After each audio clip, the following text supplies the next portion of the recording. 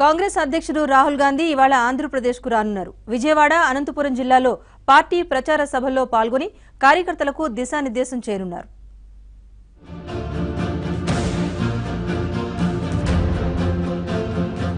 ఎన్నికల వేడి రాజుకుంది.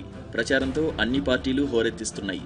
అభ్యర్థులు, పార్టీల అధినేతలు మాటల తోటాలు పేలుస్తుండటంతో రాజకీయం ఒక్కసారిగా వేడెక్కింది. చంద్రబాబు జాతీయ స్థాయి నేతలను రంగంలోకి దింపి ప్రచారం చేస్తున్నారు.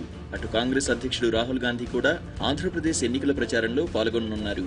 దీనికి సంబంధించి పార్టీ శ్రేణులు సర్వం సిద్ధం చేశాయి.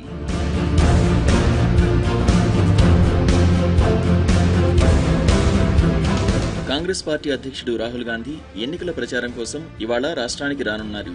విజయవాడతో పాటు అనంతపురం జిల్లా కళ్యాణదుర్గంలో ఏర్పాటు చేసిన పార్టీ ప్రచార సభల్లో పాల్గొంటారు.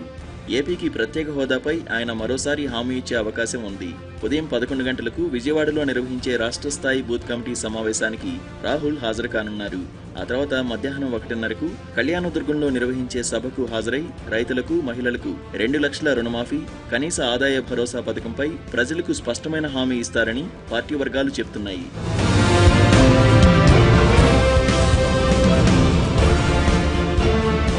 మోదీని గద్దెదించడమే తమ పార్టీ లక్ష్యమని కాంగ్రెస్ నేతలు చెబుతున్నారు.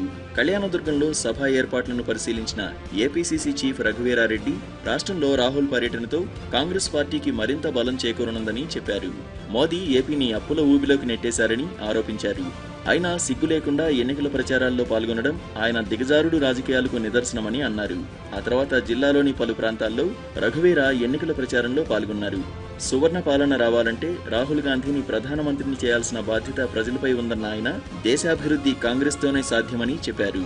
ఉదయం 11 గంటలకు విజయవాడలో అఖిల భారత కాంగ్రెస్ పార్టీ అధ్యక్షులు రాహుల్ గాంధీ గారు రాష్ట్ర స్థాయి బూత్ కమిటీ లీడర్లతో సమావేశం కానున్నారు.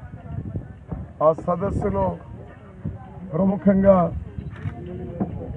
కనీస ఆదాయ భరోసా, రైతుల రుణమాఫీ, కాంగ్రెస్ పార్టీ గెలవవలసినటువంటి ఆవశ్యకత, మోడీ గారిని గద్దె దించవలసినటువంటి అవసరాన్ని గురించి వారు అక్కడ ప్రసంగిస్తారు.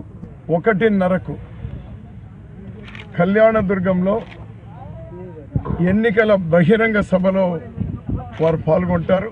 ఏ విధంగా ఈ రాష్ట్రానికి అండగా ఉంటారు అనేటువంటి విషయాలు కూడా ఈ బహిరంగ సభ ద్వారా ఇదే వేదిక నుంచి వారు ప్రసంగించనున్నారు. అటు తెలంగాణలో వారం వ్యవధిలో 2 రోజుల పాటు ఏఐసీసీ అధ్యక్షుడు రాహుల్ గాంధీ ఎన్నికల ప్రచారంలో పాల్గొననున్నారు. ఏప్రిల్ 1న ఆయన జహీరాబాద్, వనపర్తి, హుజూర్ నగర్లో జరిగే బహిరంగ సభల్లో పాల్గొంటారు. తిరిగి ఏప్రిల్ 7న మరో దఫా ఎన్నికల ప్రచారానికి వచ్చే అవకాశం ఉంది. ఆ రోజున ఖమ్మం సహా 3 చోట్ల జరిగే బహిరంగ సభల్లో పాల్గొనే అవకాశం ఉంది. దీనికి సంబంధించి ఇవాళ, రేపట్లో షెడ్యూల్ ఖరారు కానున్నట్లు టీపీసీసీ వర్గాలు తెలిపాయి.